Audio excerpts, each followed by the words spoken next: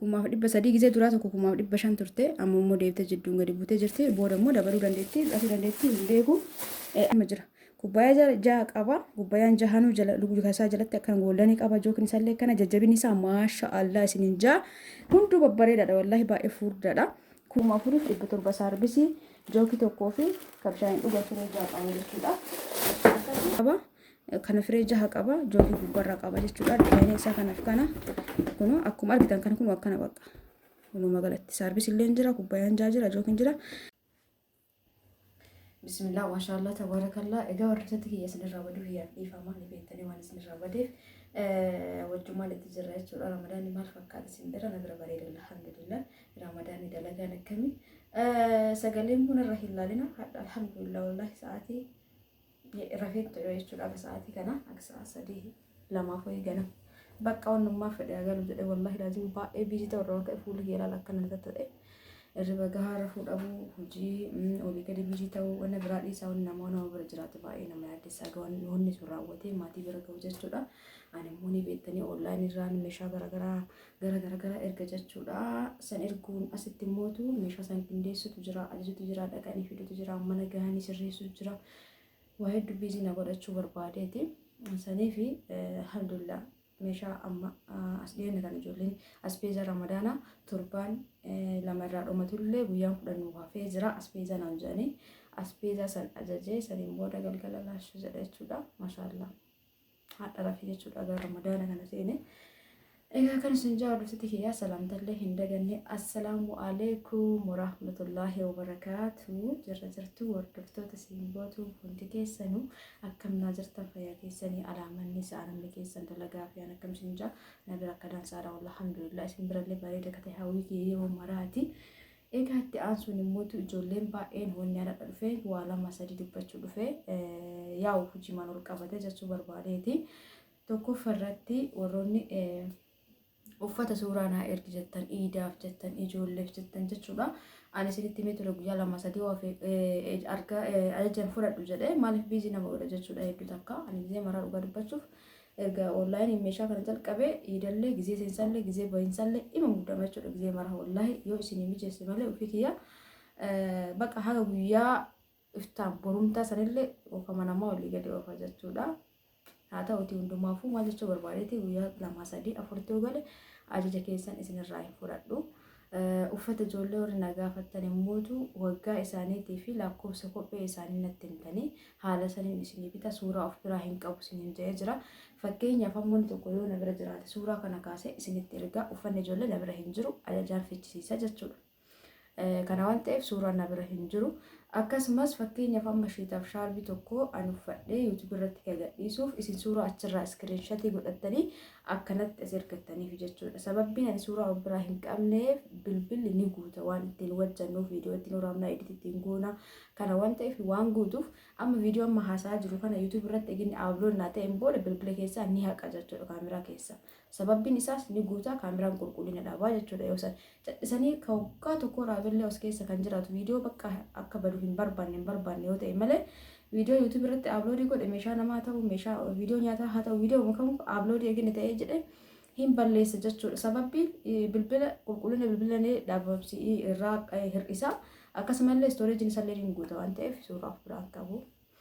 inni biraan mootu qamisa barbaanne hojjetan qamisa dhiyoo tanaa saniin deebi'ee galchee jira ijoolleen gara 6-7 ajajanii jiranii obboleeyyan ofiiti jechuudha qamisaan fidee jira isuma akkasaa ta'ee argadhee fidee jira halluu hedduun qaba diizaayinii hedduun qaba amma hundisaatu ol fuudhee isinitti agarsiisuu hin danda'u hedduudha jechuudha qamisiin fide hijaab hojii shiitaaf shaarbii yoo nagaafattan qaama biraa qabu akkanatti harkara godhaa isinitti agarsiisa suuraa hin qabu iidaaf waan ijoollee nagaafattuu fi egaa asirra ammallee fakkeenyaaf amma qamisii kana jechuudha fakkeenyi isinii fudhaa qamisii kan amma akkana godhee yoo isinitti agarsiise hijaaba isaa wajjin godhatu nan barbaachisu tanaan dura gadhiisee jira ijoollee waan deemtee isuma ajajjeef warra sanaan dura deemtee fa'aatu jaalatee deebi'ee ajajaa jira jechuudha hijaaba isaa wajjin maashaallah tabarakallah keessi qaba kana jira halluu qaba kana godhee yoo isinitti agarsiise YouTube irratti asirraa footoo iskiriinshatii godhatanii karaa WhatsAppiitiin natti ergitanii jechuudha kaawwan illee akkasuma ka jaalattan keessa ammaan tana ramadaana keessa kana uffadhee isinitti agarsiisuun diqqoo biizii nama godha fakkeenyaaf qamisiin kun maashaallah gabarillee haga jala qabaa hidhaa qabaa kiisii qabaa hedduu namatti tola uffatan anillee ordarii ofii kiyyallee fayyadamee jira waan ta'eef jechuudha waan badaa isiniif hin gurguru maaliif qamisii kana gurguradhee gabaan kiyya asumaan dhaabataa osoo hin taane hojii hojjetaa jira waan ta'eef hojii kiyya keessatti haga danda'ame waan bareedu tokko dhiyeessuuf yaalaa jechuudha agartanii kana yoo barbaadan fakkeenyaaf kanuma suuraa kaafattanii jechuudha fakkeenyaaf inni biraammootu kunoo amma kanallee yoo barbaadan dammoo yuutuubii irratti jechuudha dhiifamu afaan qaban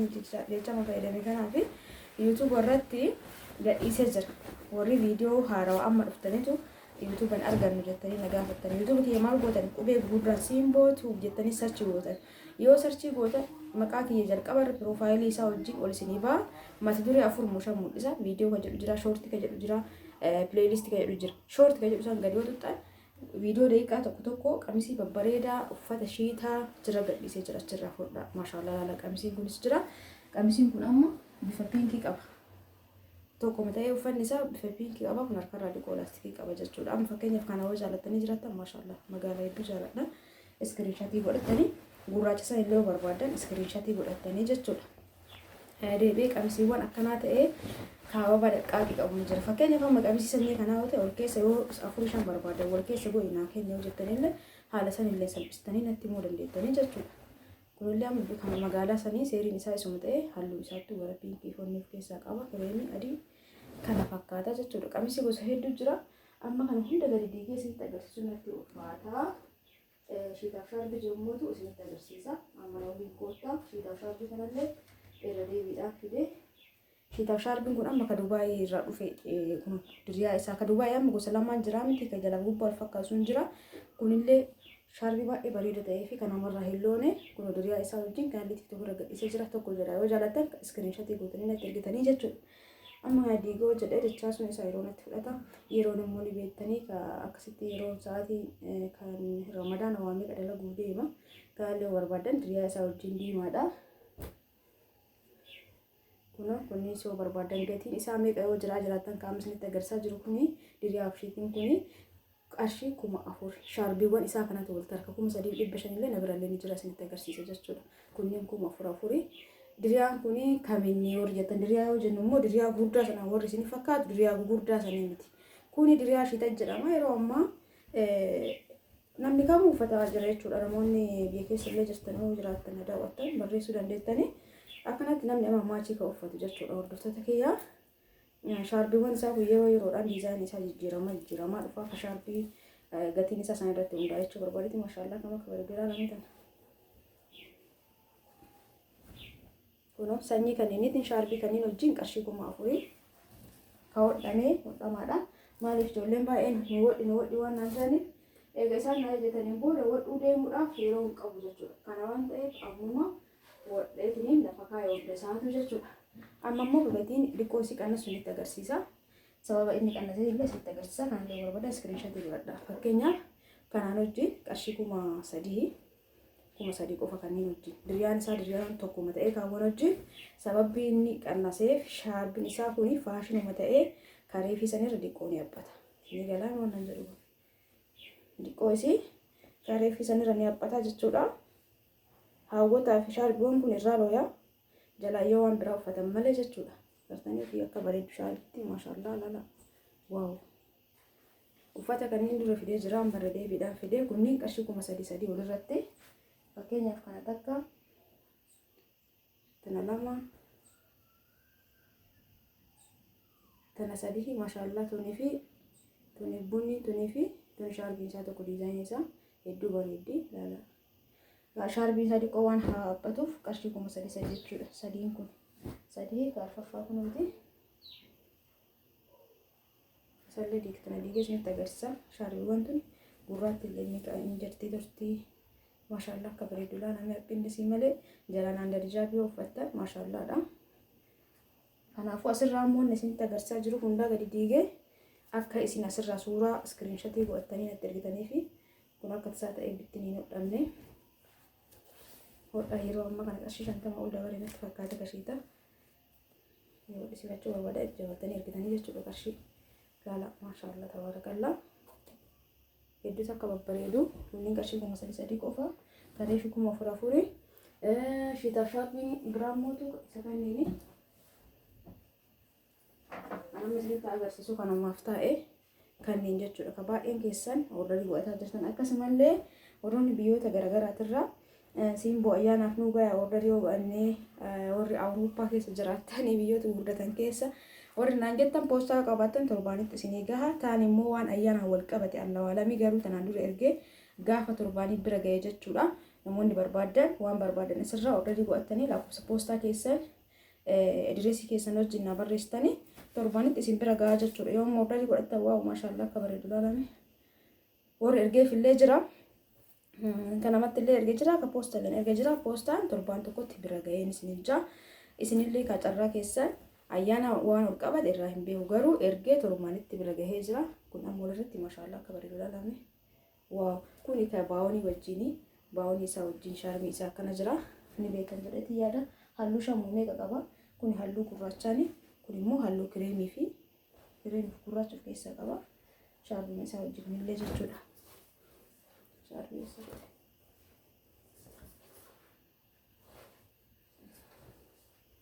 agartanii akkanatti halluu lama halluun akka goomane illee jirti. Walumaa galatti halluu shamuu afur qaba. Halluu shan qaba. Namoonni kana barbaadan warri biyya alaatti irraa nagaafataa jirtan jechuudha. Poostaa yoo qabaatan isinii ergaa. Yoo namallee namni garana dhufu kan beektan jiraate wadhisiisee sirreessee isinii erguu danda'a jechuudha. Hordoftoota kiyya qaqamisiiwwan illee akkasitti hubadha. Amma immoo kallattimaan meeshaa mana keessaa meeshaa kanaan dura ijoolleen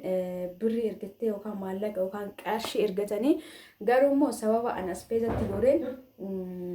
aspeezaan booda nu goota viidiyoo naan jedhanii meeshaan sun naa dhufee jira. Gimmaashni naa dhufee gimmaashni isaa hin dhufne yookaan walakkaan isaa ka dhufe sana wajjumaan bannee ilaalla. Ammallee turtiin keessan hanga dhumaatti anuma wajjin haa ta'u viidiyoo kana akkuma ilaaltanii geessitanii laayikii tuquu hin dagatina. Kallattimaan waliin hinna jechuudha. Egaa hordoftoota kiyyaa kunoo kaartoonii kana wajjumaan hidhee ilaalla. Kun egaa gurguraatti albii maashaallah albiiwwan kun baay'ee bareeda garuu yeroo booda hinduumanii haa ta'uti ka jiru keessa kwaalitii oomisha jarmanii jedhaa ta'uu wajjumaan kanatti murra waa hunda keessa obsa waa hiikuu barbaadamanii obsa hiikuu hin ta'u. Garuu kaartoon illee kutaa jira waan ta'eef irraa gadi mul'ate. Egaa hordoftoota kiyyaa bakka kanarraa kaasee ispiidii irratti daqiiqaa ariifachiise sagalee irratti jira dhiifama akkana hubattan abdiin qabaa sababiin akkas godhe haala duraa sanii yoo horaabe viidiyoon gara daqiiqaa 30 dhufe namni immoo hin ifata waan ta'eef daqiiqaa 30 kana jechuudha ispiidii irra godhee ariifachiise gara daqiiqaa 10 wayititti jijjiiree jira haga xumuraatti na waliin tura meeshaan haaroof ni galee jira. Egaa meeshaa kana ramadaana booda baya garuu mootu isinitti agarsiisuu fi ijoollee tanaan dura osoo soomni isiin ajajatanii garuu sababa aspeeza ramadaanitti goree viidiyoo isaanii godhaan turre meeshaan dhufee nama viidiyoo godhu deema. Wanni guddaan isinii qabadee dhufe saarbisii kana baay'een keessan nagaafataa turtanii waggaa tana gurguraa ture deebi'ee badee amma immoo dhufee jira maashaallah tabaarakallaa kubbaayyaa jaha jookii tokkoo fi saarbisii jala kanallee qaba. Diizaayinii isaa lamaanuu jira kanallee jira jechuudha maashaallah meeshummaa isaa ani wallahi meeshaa dhadhisuu hin jaaladhu garuu wanta bareedoo arge hedduu dandarbu jechuudha. Hiikee isinitti agarsiisa. Jookiin maayikaa kana biratti beekamaadha. Gosa hedduutu jira. Hundisaatu tokko tokkoon gatii isaa wajji gara dhumaatti isinitti hima. Isin aga xumuraatti na waliin turuu hin dagatina. Jookiin maayikaa gara gosa 4 moo 5tu na bira jira jechuudha. Akkamitti yoo meeshaa gabbeen ijoollee fuudhuu gabboo waan bareedoo arge isa san bitaaf jechuudha. Isaan bitee viidiyoo godhe namni hedduun ni jaalata. Hedduutu akkanaaf galatooma irra deebi'ee dachaan wallahi warri hojii kiyya jaalattan hedduun aboonsitanii hedduutu akkanatti toltu rabbi umrii isin haa dheeressu.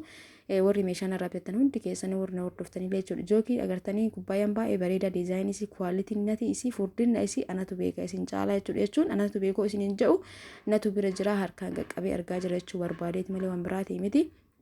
Egaa waan bareedaa na biratti argattanii ni beektanii amma fakkeenyaaf jookiin kun baay'ee takka furdaadha diizaayinii isaallee namatti tola garaa isaa keessa lumuuxxii maayikaa dachaati jechuudha gara keessaatiin illee gara gubbaatiin dachaa. Wanni tokko inni isinitti himuu barbaadu meeshaa kana amma bareedaa miidhaan isin waraabaa jiru kana caalaa bareedaa fi yabbuu ta'ee kwaalitii ta'ee argamu isa san fuudha jechuudha. Kuni beekamaadha amala kiyya irratti akkan isin jaa warri waan irraa bitattanii anaafillee wallahi laaziin baay'ee takka galatooma ulfaadha anaafis akka haamilinatti hortan rabbiin na gahaan galchee nama itti fayyadamu isin haa taasisu rabbi umurii isin haa dheeressu fayyaa isin haa kennu risqi isin haa banu isin jaa waan fayyaadha. akkasii bakka waan dalagattan keessa barakaa isinii haa godhu. Itti aansuun saarbisiin haarofti illee dhuftee jirti. Saarbisii diizaayinii sadii hin fide kun meeshaa namaati namoonni barbaadan angisi baay'ee viidiyoo inni dafee godhuuf namni egaa ani fakkeenyaaf viidiyoo kana egaa gadhiisee ture na ajajata yoo dhaqee meeshaa sana ajaju immoo meeshaan sun badee jira jechuudha. Meeshaan biyya keenya keessatti gisi tokko bareeda dhufa deebi'ee hin bada deebi'ee hin dhufa. Kwaalitiidha ta Dubaayiiti maashaallah tabii keessaati miti tabii keessatti qarshii 3,400 takkiinii miti kunniini akkasitti addaan baafadhaa beekaa yoo bitattan tokko masinitti hin fakkaatu garuu yoo harkaan ol fuutanii ilaaltan furdina isaa tun immoo diizaayinii isii haarawa maashaallah tabaarakallaa gara na garagalchee mastaawoti ilaalaa uffanni gad diigamee jira uffata namaa erguuf gadi yaase akkuma jiru manni akka bira jira jechuudha meeshaan waan bakkuma takkatti gadi naquu fi eegasii addaan baasee nama ordarii addaan baasee maqaa wajjiin katabee ergaa.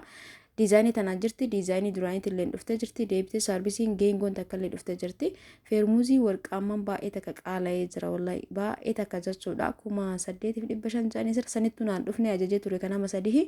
kaseerii lama dhufu san jechuudha maaliif bifee keessaa hedduu bareeda akkasumallee namoonni saarbisii sadii bitate isa bitatuun dirqamu jechuudha kun immoo macmaqaa burtukaanaa loomii uumama kan ofii kiyyaa fuudhee waan natti tole tokko bira darbu uumama kiyya irratti waan natti tole tokko bira darbuu hin danda'u namarraa akkas laalee naannoo osoo hin ta'in yoo keessi kiyya jaalate feermuuziin kun immoo saarbisii wajji dhufee saarbisii inni wajjin dhufe illee isinitti agarsiisa maashaallah tabaarakallaa yoo carraan keessan irra isin fide fakkeenyaaf meeshaa kana jechuudha saarbisii kana feermuuzii hojjetu eegan kana gadhiisee tureen booda naa fidinaan jettanii yeroo sanitti dhabuu danda'a argachuu danda'a sun carraa keessan namoonni tokko tokko suuraa namatti ergitanii kanuma ta'u malee hin jedhina maaliif gabaan akka takkaan hin jirtu jechuudha waan hadha bittee deebitee sadiin booda waan bitette sun hin jiru ka biraatti dhufa. Akkasii hubadhaa saarbisii tana baay'ee akka jaaladhee akkanatti dhufte saarbisiin firee lamatti dhufte garuu geengoodha akka tirii jechuudha yoo waallee irra daradartan waa hedduu isinii fuudha ka jalaa safaa guddaadha kun akkam akka ta'een beeku firee sadii duraanii lamatti fidanii jiru ka sadaffaa feermuuzii kan hojii fidan jechuudha maashaallah garuu meeshummaa isaa hedduu takka irraa jaaladha wallahi hedduu yabbuudha yoo bittan waan kwaalitii bitadha maaliif meeshaan mana keessa yeroo baay'ee meeshaan xixiqqoo nomaa miti laastikii naamni nomaa miti garuu waan jajjaba kana bitattan waa yeroo jijjiiramu waan hin taaneef waan bareeda waan kwaalitii bitadhaan isin jaa akkana inni biraan mootu jookii maayikaa tana tarkaa qabe tanallee isiin tun addisi dhufti anaaf fakkeenyaaf natti toltee jenna warqaammaa fuudhee burcuqqoo warqaammaa isa wajjin walitti seerii godhadhee jira jechuudha hordoftoota kiyya kana maaliif isinitti himaa isinillee yoo barbaadan amma kuni bifa bishaaniiti burcuqqoo bifa bishaanii firee lama wajjin yoo ajjettan baay'ee akka bareeda jechuudha jookii maayikaa takko tana ta'addaati suni kun immoo ka jookii wajjin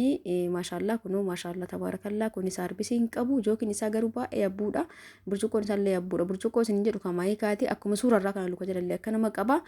kunillee jookii maayikaa ta'ee diizaayinii kana jechuudha diizaayinii afur moo meeqatu na jira egaa baay'ee keessan jaalattanii fudhataa jirtan nama jookii an fide hundaa fudhatee jira wallahi ijoolleen baay'een ijoollee sadii waa afurtu fudhate garuu viidiyoon goone warra akkanumatti meeshaa ramadaanaa baay'inaan viidiyoo godhaa hin jiru malee bitaa jira waan akka teemiraa waan akka zayitii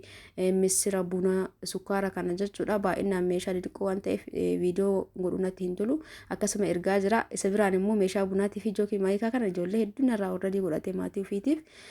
akkan isin jaa jookiin kun kana fakkaata namoonni barbaadan ammallee teemirri muraasni baay'een keessaan guyyaa 10 tanatti guyyaa 10tti naafee dura